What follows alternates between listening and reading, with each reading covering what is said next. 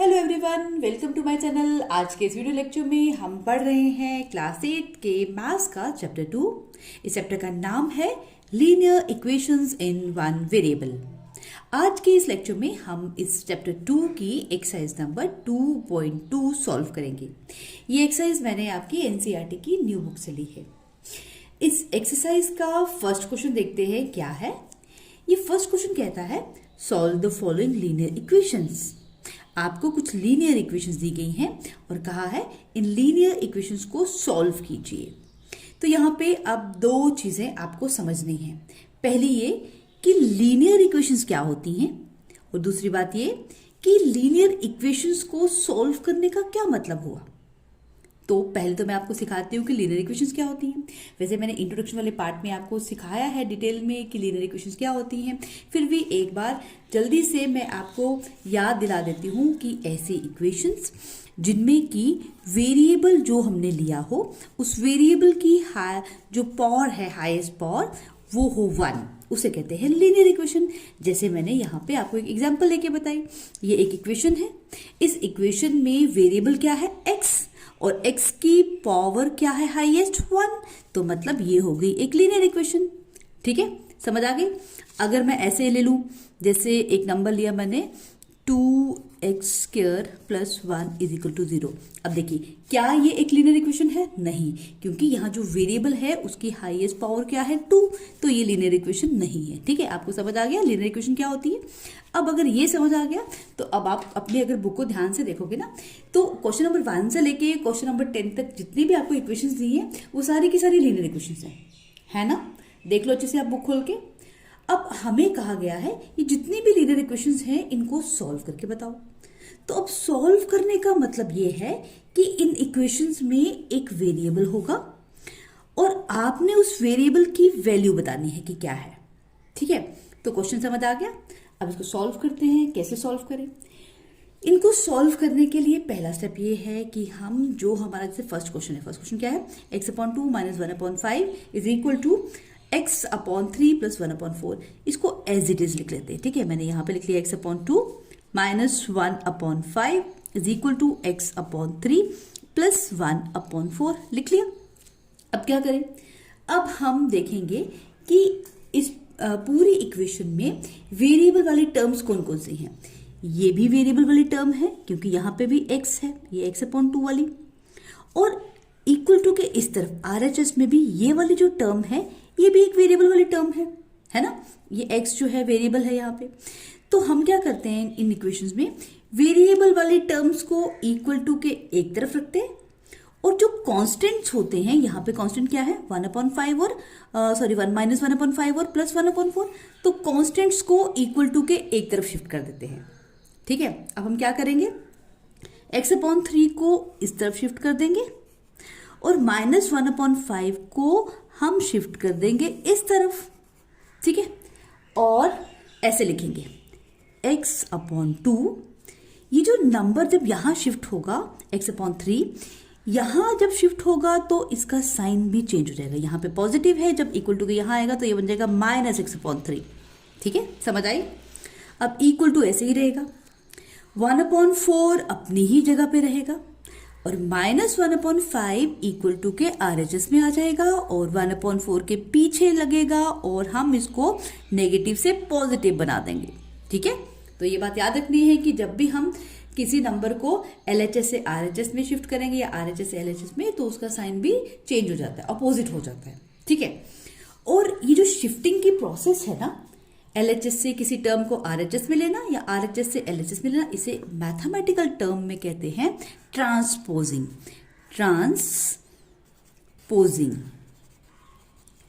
तो हमने यहां पे क्या किया, टर्म्स को ट्रांसपोज किया। ट्रांसपोज क्यों किया? इसलिए किया ताकि हम वेरिएबल वाली टर्म्स को एक साथ लिख सकें और कांस्टेंट वालों को एक तरफ लिख सकें। ठीक है, कर दिया हमने यहां तक। अब क्या करें? अब हम इस तरफ देखते हैं, ये है x/2, ये -x/3, इनको सॉल्व करना है। इनको सॉल्व कैसे करेंगे? इनको सॉल्व करने के लिए हमें जो 2 और 3 है, यानी कि x/2 में से 2 और x/3 में से 3, इन दोनों का हम एलसीएम लेंगे। एलसीएम में यहां लेके देखती हूँ। ठीक है, आप चाहो तो ये एलसीएम माइंड में भी कैलकुलेट कर सकते हो। देखो यहाँ पे 2 1 जा 2, 3 एज इट इज एंड 3 1 ऐसे ही, 3 1 जा, तो LCM यहाँ पे क्या आएगा 2 और 3 का, 2 into 3 which is equal to 6। तो ये जो 6 LCM है मैं इन दोनों की जगह यहाँ लिख दूंगी। ठीक है, आई बात समझ। अब क्या करें, अब हम इस x अपॉन 2 को ध्यान से देखेंगे।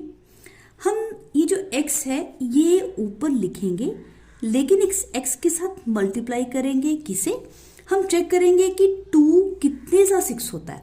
2 तो 3 सा 6 होता है, तो ये 3 यहाँ आ जाएगा। ठीक है, वापस देखो 2 3 जा 6 होता है, वो 3x के साथ मल्टीप्लाई हो जाएगा। ठीक है, अब आगे ये माइनस यहाँ पे एज इट इज रहेगा, ये x ऐसे ही रहेगा। अब हम देखेंगे 3 कितने सा 3 कितने सा 6 होता है, 3 तो 2 सा 6 होता है, तो वो 2x से मल्टीप्लाई हो जाएगा। ठीक है, ये बात समझ आ रही है। इसको ब्रैकेट में लिख देती हूँ ताकि आपको थोड़ा क्लियर हो जाए। ठीक है, आगे क्या होगा, आगे इक्वल टू के इस तरफ 1/4 प्लस 1/5 को सॉल्व करना है। इनको सॉल्व करने के लिए मुझे 4 और 5 का एलसीएम लेना पड़ेगा। तो यहाँ देखो मैंने 4 और 5 का जल्दी से एलसीएम ले लिया। 4 5 ये तो 2 से डिवाइड होगा, 2 2 जा, 5 को नहीं कर सकते इससे डिवाइड, अब 2 से करते हैं, 2 1 जा, 5 ऐसे ही लिखेंगे, 5 1 जा एंड 5 1 जा। तो इस एक्सरसाइज में ना एलसीएम लेना आपको आना चाहिए अच्छे से। ठीक है, तो देखो इसका एलसीएम क्या बनेगा, 2 इंटू 2 इंटू 5, 2 2 4, 4 5 20, क्योंकि बार बार हर क्वेश्चन में एलसीएम लेना ही पड़ेगा आपको, तो एलसीएम आपको अच्छे से लेना आना चाहिए। ठीक है, तभी एक्सरसाइज आपको समझ आएगी। ये 20 मैंने जो इनका एलसीएम आया यहाँ लिख दिया। ठीक है, अब क्या करेंगे, अब हम देखेंगे 4 कितने से 20 होता है, 4 तो 5 से 20 होता है, तो वो 5 इस 4 के जो ऊपर 1 है इससे मल्टीप्लाई हो जाएगा। ठीक है, इसके आगे ये प्लस आ गया, और इसके बाद 5 4 से 20 होता है, तो वो 4 मल्टीप्लाई होगा इस 1 के साथ। ठीक है, ये सब जरा ध्यान से देखना आप। अब आगे इनको सॉल्व कर लेते हैं। 3 into x is 3x and 2 into x is 2x, बीच में ये माइनस आ गया, x यहाँ आ गया, इज इक्वल टू 1 5 जा 5 एंड 4 1 जा 4 अपॉन 20। ठीक है, अब इसे कैसे सॉल्व करेंगे, हम 3x माइनस 2x करेंगे तो आ जाएगा x अपॉन 6, यहाँ पे 5 प्लस 4 इज 9 और नीचे आ गया 20। यहाँ तक हो गया सॉल्व। अब इन लीनियर इक्वेशंस को सॉल्व करने के लिए हम असली में करते क्या है कि जो वेरिएबल होता है ना उसको इक्वल टू के एक तरफ अकेला करने की कोशिश करते हैं।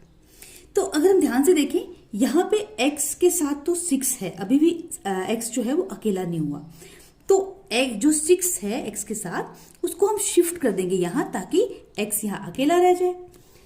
तो जब इसको शिफ्ट करेंगे यहाँ तो क्या होगा, x यहाँ पे डिवाइड हो रहा है, लेकिन जब ये इक्वल टू के इस तरफ जाएगा तो ये ऊपर चला जाएगा और 9 के साथ मल्टीप्लाई हो जाएगा। ठीक है, हम यहाँ पे भी ट्रांसपोज कर रहे हैं, सॉरी ये इस तरह से लिखेंगे हम। ठीक है, तो देखो अब हमारा x अकेला हो गया, और RHS में हम देखेंगे क्या ये नंबर आपस में कट सकते हैं, मतलब जो न्यूमिनेटर है वो डिनोमिनेटर से कट सकते हैं।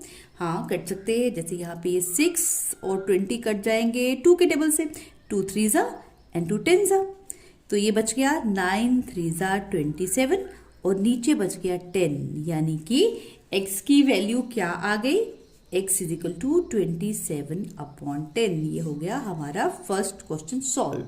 ठीक है, क्वेश्चन 2 है n upon 2 minus 3n upon 4 plus 5n upon 6 is equal to 21। तो हमारा फर्स्ट स्टेप क्या होता है, हम सबसे पहले सॉल्यूशन में इस पूरी इक्वेशन को एज इट इज लिख देते हैं। ये मैंने लिख दिया, n upon 2 minus 3n upon 4 plus 5n upon 6 is equal to 21। ठीक है, लिख दिया। अब हम इसको थोड़ा सा ऑब्जर्व करते हैं। अगर हम इसको ध्यान से देखें ना तो इस क्वेश्चन में वेरिएबल कौन सा यूज हो रहा है, n। ठीक है, ये भी वेरिएबल वाली टर्म है, ये भी, और इस तरफ तो कांस्टेंट टर्म ही है, यहाँ पे तो कोई वेरिएबल है ही नहीं, और इस तरफ सारे के सारे जो है वेरिएबल वाली टर्म्स हैं, यहाँ पे कांस्टेंट तो कोई भी नहीं है। तो इसका मतलब हो गया कि हमें इस क्वेश्चन में ट्रांसपोज करने की जरूरत नहीं है। ट्रांसपोज मतलब शिफ्ट करने की, कुछ भी हमें LHS से RHS, RHS से LHS में अभी शिफ्ट नहीं करना है। ठीक है, हम इन सब को सॉल्व कर लेते हैं पहले। अब इनको सॉल्व कैसे करें, इनको सॉल्व करने के लिए हमें 2 4 और 6 का एलसीएम लेना है। तो एलसीएम मैं यहाँ पे लेके दिखाती हूँ आपको। मैंने यहाँ पे लिख लिया 2, 4 और 6। ठीक है, देखो 2 1 जा, 2 2 जा, 2 3 जा, अगेन ये 2 से डिवाइड हो जाएगा, 1 1 एंड ये 3 एज इट इज। अब 3 लेना पड़ेगा, 3 1 1 एंड 1। ठीक है, एलसीएम लेना आपको आना चाहिए अच्छे से, क्योंकि इस पूरी एक्सरसाइज में बार बार आपको एलसीएम लेके सॉल्व करने हैं नंबर्स को। तो LCM is equal to 2 into 2 into 3, ये जो नंबर थे तीनों के तीनों, इनको मैंने मल्टीप्लाई किया यहाँ पे, 2 2 जा 4, 4 3 जा 12, तो 12 आ गया एलसीएम। ठीक है, अब हम क्या करेंगे, 2 4 और 6 इन तीनों की जगह हम इनका एलसीएम लिख देंगे। लिख दिया 12। अब क्या करेंगे, हम एक एक करके ये टर्म्स लेंगे। जैसे सबसे पहले टर्म कौन सी है, n/2। इस टर्म में हम देखेंगे कि नीचे जो 2 है डिनोमिनेटर में, 2 कितने जा 12 होता है, 2 6 जा 12 होता है। उस 6 को ऊपर वाला जो नंबर है यानी कि जो न्यूमिनेटर है उससे मल्टीप्लाई कर देंगे। तो हम क्या करेंगे, यहाँ पे मल्टीप्लाई करेंगे n को किसके साथ, 6 के साथ। ये 6 समझ आया ना, 2 6 जा 12, उस 6 को हमने मल्टीप्लाई किया इस n के साथ। ठीक है, अब नेक्स्ट लेते हैं। नेक्स्ट है यहाँ पे -3n। ठीक है, मैंने यहाँ पे लिख दिया -3n। अब क्या करेंगे, इस टर्म में भी देखेंगे, नीचे तो 4 है, 4 कितने जा 12 होता है बताओ, 4 तो 3 जा 12 होता है। तो वो जो 3 है वो इसके ऊपर वाले नंबर से मल्टीप्लाई हो जाएगा, यानी कि न्यूमिनेटर से, वो तो -3n है। तो यहां हम मल्टीप्लाई से कर देंगे 3 से। ठीक है, ये स्टेप समझ आया कैसे किया मैंने। अब इसके आगे क्या होगा, अब नेक्स्ट टर्म लेते हैं। ये है +5n, तो मैंने यहाँ पे प्लस लिखा, 5n लिखा। अब बोलो मैं 5n को किससे मल्टीप्लाई करूं, बोलो बोलो, यस 6 2 जा 12 होता है, इसलिए 5n 2 से मल्टीप्लाई होगा। ठीक है, ये स्टेप इंपॉर्टेंट है, आपने ध्यान से समझना है। और अगर नहीं समझ आया जल्दी से वीडियो को एक बार रिवाइंड करो और चेक करो कि मैंने क्या समझाया, फिर आपको अच्छे से समझ आ जाएगा। क्योंकि आगे जितने भी आप क्वेश्चंस करोगे ना, बार बार ये स्टेप रिपीट होगा, तो आप यहीं पे समझ लो, फिर आपको क्वेश्चंस बाकी वाले बहुत इजी लगेंगे। ठीक है, यहां तक हो गया। अब क्या करें, अब मल्टीप्लाई कर देते हैं इनको। n into 6 is 6n। यहां पे क्या होगा, 3n इंटू 3, यानी कि मुझे नंबर को नंबर से मल्टीप्लाई करना है। 3 3 जा 9 और साथ में n ऐसे रहेगा, प्लस 5 2 जा 10 और n ऐसे ही रहा, नीचे 12 आ गया। ठीक है, ये वाला। और इस तरफ 21 को अभी चुपचाप यहीं पे बैठे रहने दो, इसे कुछ नहीं करना। अब क्या करेंगे, अब इसे सॉल्व करते हैं। ये कैसे सॉल्व होगा, हम यहाँ पे दो दो टर्म्स लेके सॉल्व कर लेते हैं। जैसे यहाँ पे है 6n, ये है -3n। तो हम एक नंबर पॉजिटिव हो एक नेगेटिव हो तो क्या करते हैं, हम माइनस करते हैं, यानी कि हम 9 में से 6 को माइनस कर लेंगे। तो 9 - 6 इज 3 और साथ में n आएगा और बड़े नंबर का साइन आएगा, बड़ा नंबर तो 9 है इसलिए -3n प्लस 10n को एज इट इज रहने दिया। इसको नेक्स्ट स्टेप में सॉल्व करेंगे। ये 12 यहां आ गया, इक्वल टू 21 यहीं पे बैठा रहेगा। अब क्या करें, अब हम इन दोनों को सॉल्व करेंगे। ये है 10, ये है 3, एक नंबर पॉजिटिव एक नेगेटिव, तो मुझे 10 - 3 करना पड़ेगा। 10 - 3 क्या बनेगा, 7 और साथ में n है इसलिए यहाँ पे n भी लिखना पड़ेगा। नीचे ये 12 आ गया, साइन किसके साथ किसका आएगा, 10 का, इसलिए यहाँ पे पॉजिटिव साइन आया, इज इक्वल टू 21। ठीक है, यहाँ तक समझ आया। अब इसको ध्यान से देखना कि सॉल्व तो मैंने कर दिया इसको पूरा का पूरा, लेकिन अभी भी n जो है वो अकेला नहीं हुआ। ठीक है, असली में जितने भी ये क्वेश्चंस है ना, हम कोशिश करते हैं कि जो वेरिएबल है वो अकेला हो जाए और उसके साथ जितने भी नंबर्स हैं वो दूसरी साइड शिफ्ट हो जाए ताकि हम उसकी वैल्यू कैलकुलेट कर ले। तो हम इसको सॉल्व करते करते यहाँ तक आ गए। अब इस स्टेप में हमने देखा कि n के साथ 7/12 जो है वो मल्टीप्लाई हो रहे हैं। ठीक है, तो अब n को अकेला करने के लिए इस 7/12 को यहां जाना पड़ेगा RHS में। ठीक है, हम इनको ट्रांसपोज करेंगे। कैसे करेंगे, हम इस 21 को यहीं पे रहने देंगे। ये जो 7/12 है ना, ये यहां पे इस तरह से बन जाएंगे 12/7। 7 मल्टीप्लाई हो रहा था तो डिवाइड हो जाएगा 21 के साथ, 12 n के साथ डिवाइड हो रहा था तो यहां जाके मल्टीप्लाई हो जाएगा, यानी कि ये 7/12 उल्टा हो गया, ये तो बन गया 12/7। बात समझ आई। ठीक है, अब इसको सॉल्व कर लेते हैं, तो वो हमारी n की वैल्यू होगी। इसको सॉल्व करने के लिए पहले हम देखते हैं कि क्या कोई नंबर कट हो सकता है। हाँ, यहाँ तो कट हो सकता है। 7 1 जा और 7 3 जा। तो हम न्यूमिनेटर के नंबर्स को डिनोमिनेटर से कट कर सकते हैं अगर वो आपस में मल्टीप्लाई हो रहे हो। ये कट हो गया। अब कुछ नहीं बचा नीचे, तो हम लिखेंगे n इज इक्वल टू 3 12 जा 36 and this is our answer. ठीक है, इस तरह से हमने क्वेश्चन नंबर 2 भी सॉल्व कर दिया। अब इसके बाद हम सॉल्व करते हैं क्वेश्चन नंबर 3। क्वेश्चन नंबर 3 है x plus 7 minus 8x upon 3 is equal to 17 upon x minus 5x upon 2। तो सबसे पहला स्टेप मैंने क्या किया कि इसके सॉल्यूशन में उस पूरी इक्वेशन को यहाँ पे एज इट इज उतार लिया। ठीक है, अब क्या करेंगे, अब हम इस इक्वेशन को ध्यान से देखेंगे। हम देखेंगे वेरिएबल्स कहाँ कहाँ है, वेरिएबल वाली टर्म जो है वो कहाँ कहाँ है। एक तो ये टर्म है वेरिएबल वाली, यहाँ पे वेरिएबल क्या है x, और x वाली एक तो ये टर्म है, एक ये है, एक ये है। ठीक है, दो टर्म्स जो हैं वो इक्वल टू के LHS में है और एक टर्म है RHS में। ठीक है, तो हमारा पहला स्टेप यही होता है कि हम ट्रांसपोज कर दें वेरिएबल्स एक तरफ, कांस्टेंट्स एक तरफ, तो इनको जल्दी से हम यहाँ शिफ्ट कर देते हैं। ठीक है, ये तो इक्वल टू के यहाँ ही रहेगा, माइनस 8x अपॉन 3 जो है ये भी इक्वल टू के यहीं पे रहेगा, और ये जो माइनस 5x अपॉन 2 है इसको हम शिफ्ट कर देते हैं, यानी कि ट्रांसपोज कर देते हैं LHS की तरफ। जब ये उठ के यहाँ आएगा तो ये तो माइनस का है, ये बन जाएगा प्लस का, और 5x अपॉन 2 को ऐसे लिख देंगे। इनको लिखने के बाद हम लिखेंगे इक्वल टू के इस तरफ 17 अपॉन 6 अपनी जगह पे ही रहेंगे, और इस तरफ जो LHS में ये कांस्टेंट टर्म थी ना +7, ये शिफ्ट होके यहाँ आ जाएगी। जब ये यहाँ आएगी तो इसका तो साइन नेगेटिव बन जाएगा, क्योंकि पॉजिटिव था, तो ये बन जाएगा -7। ठीक है, ये समझ आ गया। क्या किया मैंने, ध्यान से देखो, इसको उठा के शिफ्ट कर दिया मैंने यहाँ। ठीक है, और ये जो नंबर था इसको मैंने शिफ्ट कर दिया इधर। ठीक है, बस इतना सा किया। अब आगे इसको सॉल्व कर लेते हैं। अब क्या होगा कि ये जो 3 नंबर है ना, इनको सॉल्व करने के लिए हम देखेंगे यहाँ पे इनका डिनोमिनेटर क्या है। इसके नीचे कुछ नहीं है तो मतलब 1 हुआ, तो 1 3 और 2 इन तीनों का मुझे एलसीएम निकालना पड़ेगा। ठीक है, तो एलसीएम हम निकाल के देखते हैं। एलसीएम आपको अब अच्छे से आना चाहिए। देखो 1 तो 1 ही रहेगा, हम 3 और 2 का देख लेते हैं। 2 1 जा एंड 3 1 जा, सो LCM इज इक्वल टू 2 3 जा 6। ठीक है, 1 3 2 इन तीनों का LCM आ गया 6, वो मैंने इनकी जगह लिख दिया। ठीक है, हो गया स्टेप ये वाला। अब हम देखेंगे 1 कितने जा 6 होता है, 1 तो 6 जा 6 होता है, वो 6 हम मल्टीप्लाई करेंगे x के साथ। ठीक है, 6 को मल्टीप्लाई करेंगे x के साथ और यहाँ लिख देंगे। ये माइनस यहाँ पे लिख देती हूँ मैं। 8x को भी मुझे लिखना है यहाँ, लेकिन 8x किससे मल्टीप्लाई होगा, 3 कितने जा 6 होता है, 3 2 जा 6 होता है, तो 8x 2 से मल्टीप्लाई होगा। ठीक है, उसके बाद आगे वाली टर्म क्या है, +5x, तो हम यहाँ पे प्लस भी लिखेंगे और 5x भी लिखेंगे, लेकिन 5x को मल्टीप्लाई करना पड़ेगा किसके साथ, 2 कितने जा 6 होता है, 2 3 जा 6 होता है, इसलिए इसको 3 से मल्टीप्लाई करेंगे। ठीक है, हो गया ये। अब हम इसको बाद में सॉल्व करते हैं, इसके साथ साथ इसको भी सॉल्व करते रहते हैं। यहाँ पे इसके बाद इक्वल टू था तो हमने इक्वल टू लिखा है यहाँ पे इसकी जगह।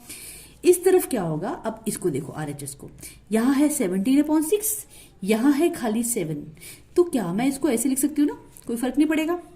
अब ये है 6, ये है 1, अब हमें इनको सॉल्व करना है तो 6 और 1 का एलसीएम लेना पड़ेगा। 6 और 1 का एलसीएम क्या होता है, 6 ही होता है, तो ये 6 यहाँ पे लिख दिया। अब हम देखेंगे 6 कितने जा 6 होता है, 6 तो 1 जा 6 होता है, तो 17 को मल्टीप्लाई कर देंगे 1 के साथ। ठीक है, उसके बाद क्या करेंगे, ये माइनस यहाँ लिख दिया। अब 1 कितने जा 6 होता है, 1 6 जा 6 होता है, तो ये जो ऊपर -7 है इसको 6 से मल्टीप्लाई करना पड़ेगा। ठीक है, यहां मैंने ये वाला स्टेप कर दिया। अब इसके नेक्स्ट स्टेप में इन ब्रैकेट्स को सॉल्व कर लेते हैं। 6 × x इज 6, यहां क्या होगा, 2 8 जा 16, ये माइनस, पहले हम साइन लिख लेते हैं। ठीक है, साइन तो माइनस का ही रहेगा, 2 8 जा 16 और x, यहां पे क्या होगा, पहले प्लस आएगा, 5 3 जा 15 और साथ में x, और नीचे 6 इनका डिनोमिनेटर। इक्वल टू के इस तरफ 17 1 जा 17 और -7 6 जा 42/6। ठीक है, हो गया सॉल्व इतना। अब इसके बाद हम पहले इन दोनों को सॉल्व कर लेते हैं। 6x में से पहले तो नीचे में 6 को लिख लेती हूँ, ठीक है। 6x माइनस 16x, इन दोनों टर्म्स को पहले सॉल्व कर लेते हैं। आप चाहो तो इन दोनों को भी कर सकते हो, किसी भी तरह से कर लो, ठीक है। मैंने इन दोनों टर्म्स को लिया। अब मैं 16 में से 6 को माइनस करूंगी तो बन जाएगा 10 और साथ में x और साइन बड़े का, ठीक है, इसलिए नेगेटिव। और ये जो प्लस 15x है इसको मैं नेक्स्ट स्टेप में सॉल्व करूंगी। यहाँ पे मैंने ऐसे लिख दिया। इक्वल टू के इस तरफ 17 पॉजिटिव है, 42 नेगेटिव है, तो हमें इन दोनों को माइनस करना पड़ेगा। तो 42 माइनस 17 इज 25। साइन आएगा बड़े नंबर का विच इज नेगेटिव, तो यहाँ पे नेगेटिव आ गया, नीचे आ गया 6। अब इसके आगे हम क्या करेंगे, इसके आगे हम जल्दी से इनको सॉल्व करते हैं। माइनस 10x प्लस 15x, तो इन दोनों को एक नंबर नेगेटिव एक पॉजिटिव, तो हम इनको माइनस करेंगे विच इज इक्वल टू 5x और नीचे 6 यहाँ पे माइनस 25/6, ठीक है। यहां तक तो हमने सॉल्व कर लिया, इसको पूरा का पूरा सिंप्लीफाई कर लिया, इसको भी कर लिया।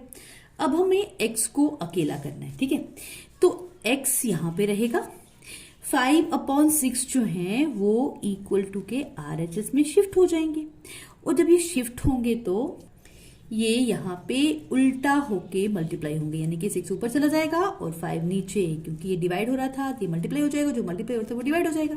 अब हम देखते हैं कि कौन कौन सा नंबर कट हो रहा है। जैसे ये 6 1 जा, हम नीचे वाले नंबर्स को ऊपर वाले नंबर्स के साथ कट कर सकते हैं अगर बीच में मल्टीप्लीकेशन का साइन हो।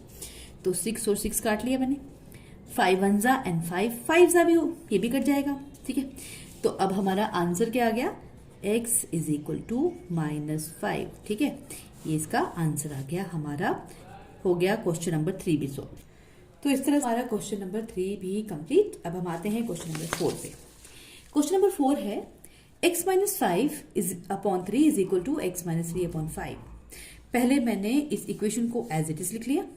अब इस इक्वेशन को हम ध्यान से ऑब्जर्व करते हैं। इसमें हम कॉन्स्टेंट्स को और वेरिएबल्स को ट्रांसपोज नहीं कर सकते। क्यों?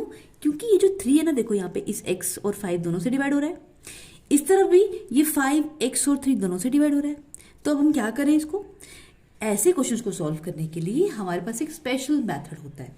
वो मेथड क्या होता है, हम यहाँ पे करते हैं क्रॉस मल्टीप्लीकेशन, यानी कि हम ये जो 5 है ना इसको मल्टीप्लाई करेंगे इससे और 3 को मल्टीप्लाई करेंगे इससे, यानी कि हम क्या करेंगे, LHS में जो हमारा डिनोमिनेटर है उसे मल्टीप्लाई करेंगे RHS का जो न्यूमिनेटर है उस पूरे से, और RHS में जो हमारा डिनोमिनेटर है उसे मल्टीप्लाई कर देंगे LHS के जो यहाँ पे टर्म है न्यूमिनेटर में उससे, ठीक है। बिल्कुल सिंपल है। अब देखो मैं क्या करूंगी। सबसे पहले हम क्या करेंगे, मैंने क्या कहा, हम यहाँ पे x माइनस 5 को एज इट इज लिख देते हैं। x माइनस 5 को इसमें हमें ब्रैकेट लगा लेते हैं, और ये जो 5 है ये इक्वल टू के इस तरफ चला जाएगा और इस पूरे से मल्टीप्लाई हो जाएगा, ठीक है। ये मैंने यहाँ पे लिख दिया ऐसे, ठीक है। इक्वल टू यहीं पे रहेगा। ये x माइनस 3 अपनी जगह से हिलेंगे भी नहीं, यहीं बैठे रहेंगे। एक ब्रैकेट लगा देते हैं इनको हम, और ये 3 जो है ये हमारे RHS वाले साइड में शिफ्ट हो जाएगा और इनसे मल्टीप्लाई हो जाएगा, तो ये 3 यहाँ आ जाएगा, ठीक है। 3 को सीधी सी मतलब देखो 3 यहाँ चला गया, 5 यहाँ चला गया, लेकिन जब ये यहाँ जाएंगे तो ये जितनी भी टर्म्स है ना सबसे मल्टीप्लाई होंगे, ठीक है।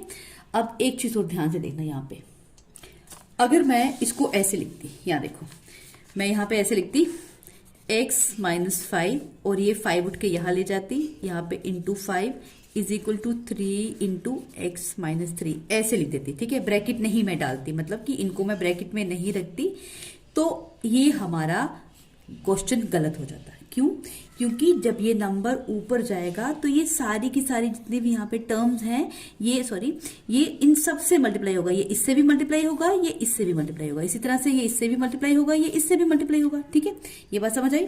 इसलिए हमें यहाँ पे ब्रैकेट लगानी है, ठीक है। ये बात ध्यान रखना आप। अब हम आगे क्या करेंगे, हम आगे इस ब्रैकेट को और इस ब्रैकेट को ओपन कर लेंगे। कैसे ओपन होगी?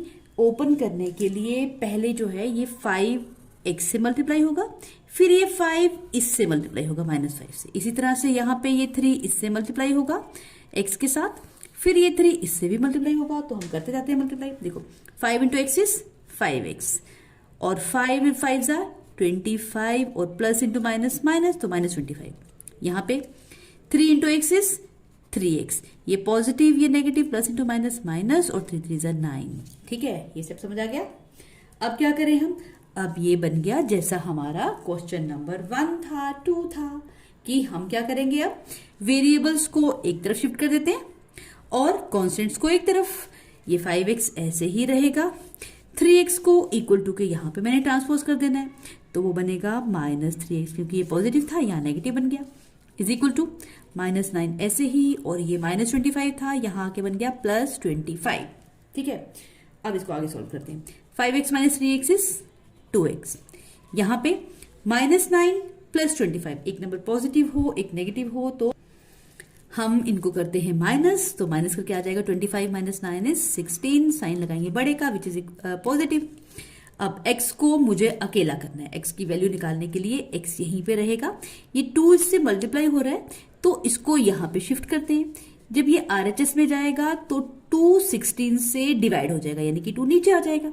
ठीक है, अब इसको काट लेते हैं, 2 1 जा एंड 2 8 जा, तो x इज इक्वल टू 8 है ना। ये बिल्कुल सिंपल। कुछ बच्चे ना जब क्वेश्चन कुछ कॉम्प्लिकेटेड सा देखते हैं ना तो क्वेश्चन देख के ही घबरा जाते हैं। कभी भी कोई क्वेश्चन मैथ का आप देखोगे ना तो आपने बिल्कुल भी घबराना नहीं है, बिल्कुल रिलैक्स होके पहले उस क्वेश्चन को समझना है, तो आपको आराम से वो क्वेश्चन जो है धीरे धीरे एक एक करके सिंपल लगेगा। ठीक है, तो ये हो गया हमारा क्वेश्चन नंबर 4 कंप्लीट। अब हम आते हैं सीधा क्वेश्चन नंबर 5 पे। क्वेश्चन नंबर 5 को पहले पढ़ के देखते हैं ये क्या है।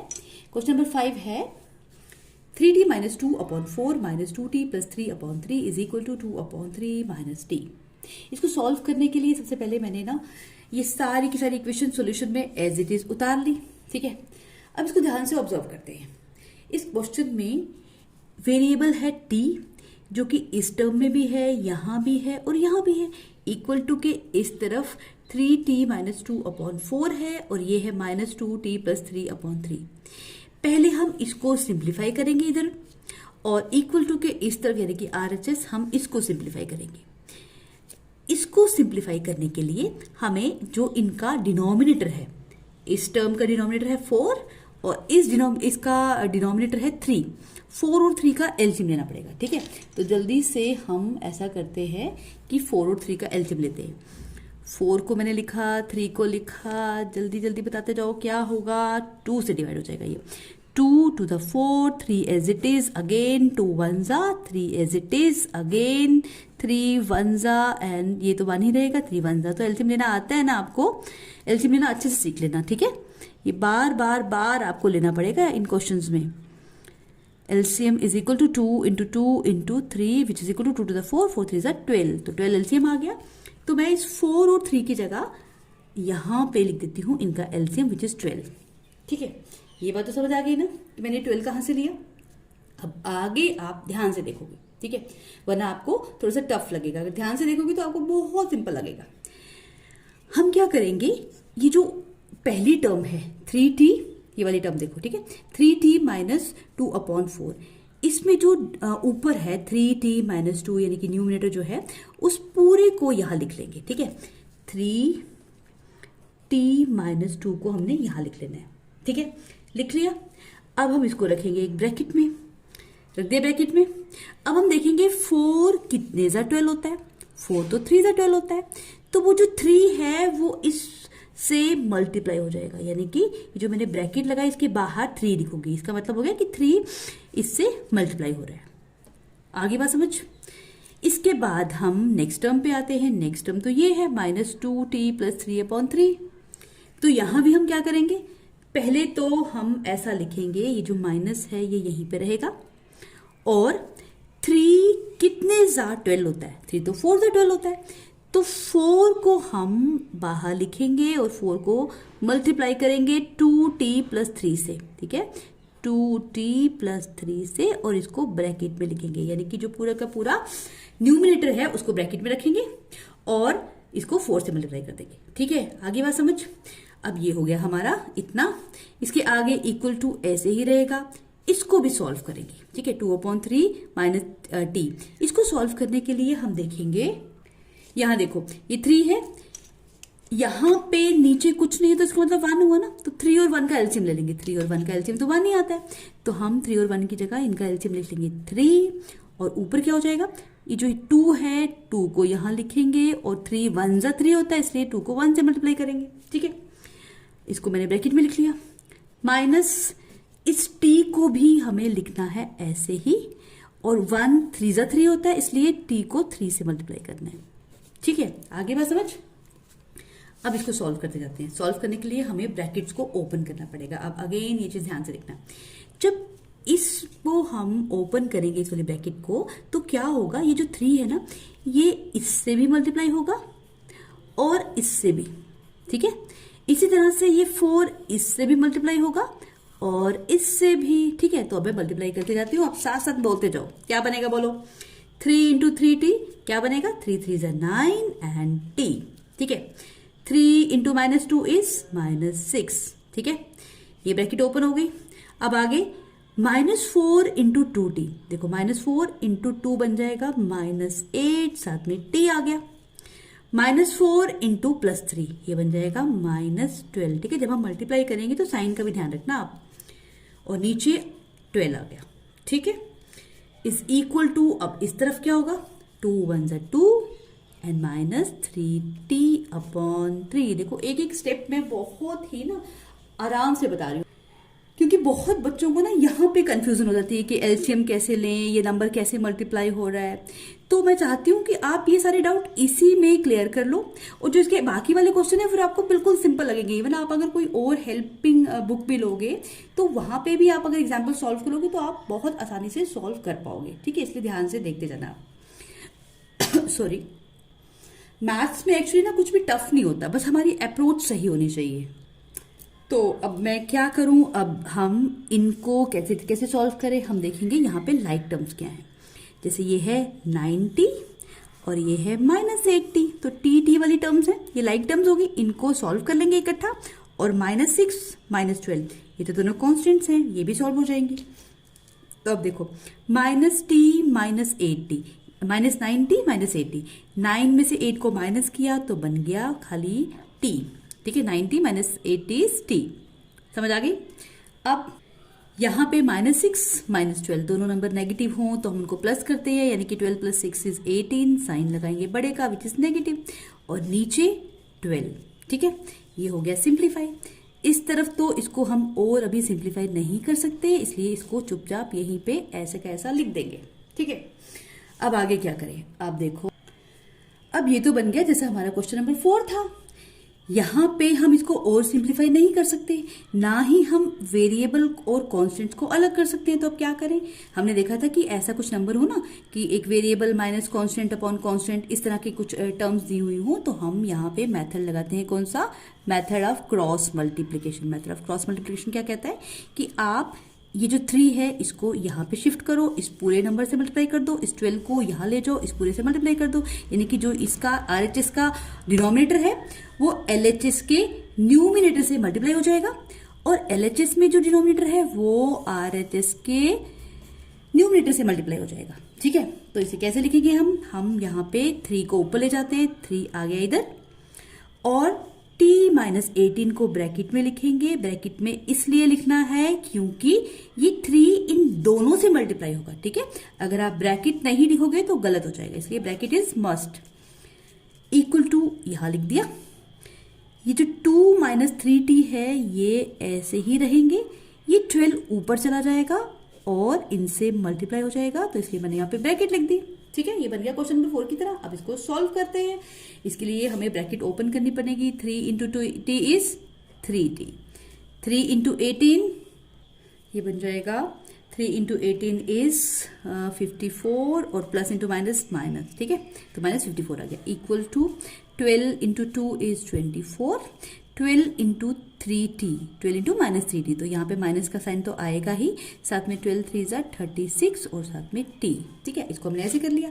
अब हम ऐसा कर सकते हैं कि हम जो ये वेरिएबल वाली टर्म्स हैं उनको एक तरफ शिफ्ट कर दें, और जो कांस्टेंट वाली टर्म्स हैं उनको एक तरफ। तो इसको उठा के मैं यहाँ ले आती हूँ, इसको उठा के यहाँ ले आती हूँ, तो ये क्या बन जाएगा, बोलते जाओ साथ में जल्दी जल्दी। तो ये बन जाएगा 3t plus 36t is equal to 24 and plus 54। ठीक है, ये यहाँ गया तो साइन पॉजिटिव बन गया, ये यहाँ गया इसका साइन भी पॉजिटिव बन गया। अब इनको प्लस कर लेते हैं। 36 प्लस 3 वो बन गया 39 और साथ में t 39t is equal to 54 plus 24 plus 54 is equal to 78। ठीक है, ये नंबर बन गया। अब t की वैल्यू क्या आएगी? t is equal to t की वैल्यू निकालने के लिए 39 इस तरफ शिफ्ट हो जाएगा और 78 से डिवाइड हो जाएगा। ये यहाँ पे मल्टीप्लाई हो रहा है तो यहाँ पे डिवाइड हो गया ऑब्वियसली, पर ये तो कट हो जाता है। 39 वन जा एंड 39 टू जा। तो अब फाइनली हम लिख सकते हैं therefore t is equal to 2 is our answer. ठीक है, तो आज हमने इस लेक्चर में एक्सरसाइज नंबर 2.2 के question number 1 to question 5 solve कर लिए। अब हम question number 6 to question number 10 solve करेंगे नेक्स्ट वीडियो में। लेकिन अगर आपने अभी तक चैनल को सब्सक्राइब नहीं किया तो जल्दी से मेरे चैनल को सब्सक्राइब कीजिए, लाइक बटन दबाइए और प्यारा सा कमेंट भी कीजिए। और अब हम मिलेंगे नेक्स्ट वीडियो में नेक्स्ट क्वेश्चंस के साथ। तब तक के लिए bye bye and take care.